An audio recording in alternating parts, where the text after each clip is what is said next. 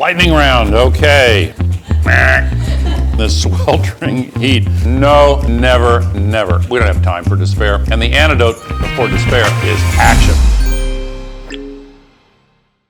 I'm Al Gore. I'm chairman and founder of the Climate Reality Project. Here we go on the lightning round. This summer has been very hot. Was it this hot when you were little? I certainly remember some very hot days when I was little. I think we all have such memories, but I know from the statistics that it was not as hot when I was little as it is now.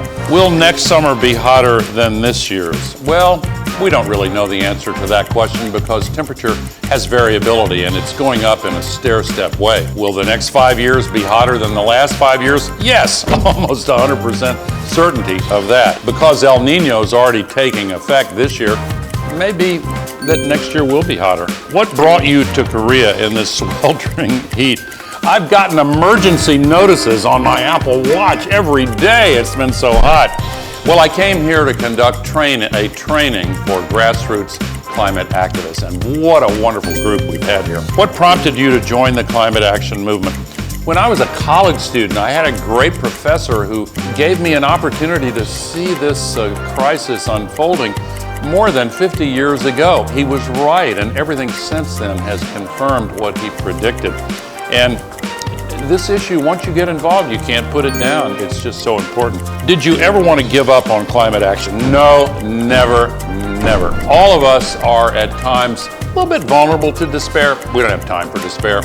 And the antidote for despair is action. Any inconvenient truths that you've recently discovered since the making of your documentary?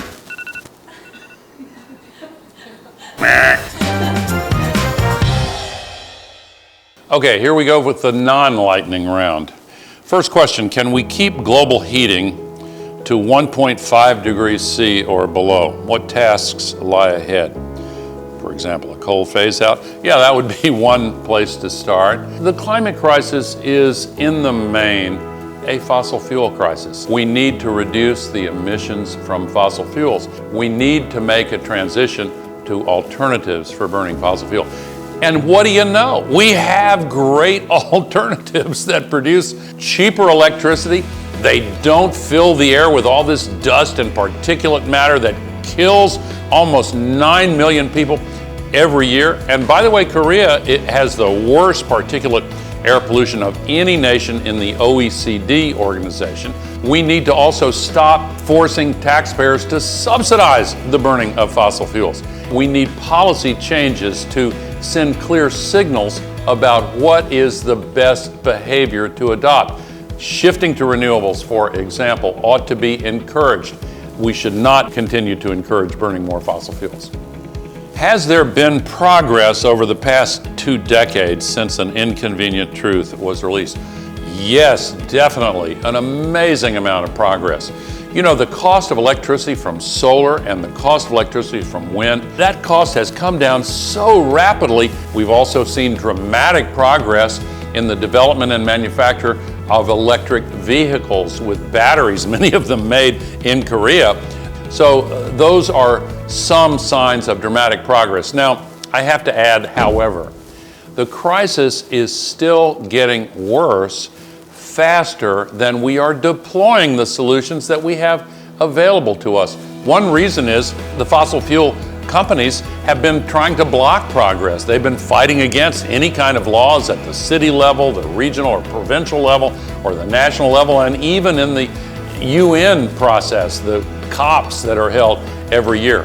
They have a bigger delegation from the fossil fuel companies than any nation. They're there to slow it down and to try to stop anything that will reduce emissions. That's one of the reasons why emissions have continued to increase. So yes, there has been progress, and we are gaining so much momentum that soon we will be gaining on the problem itself.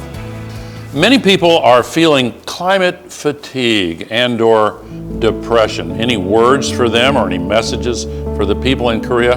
Yeah, sure. Everybody is at times vulnerable to getting depressed, and those of us who work on climate are no exception to that rule.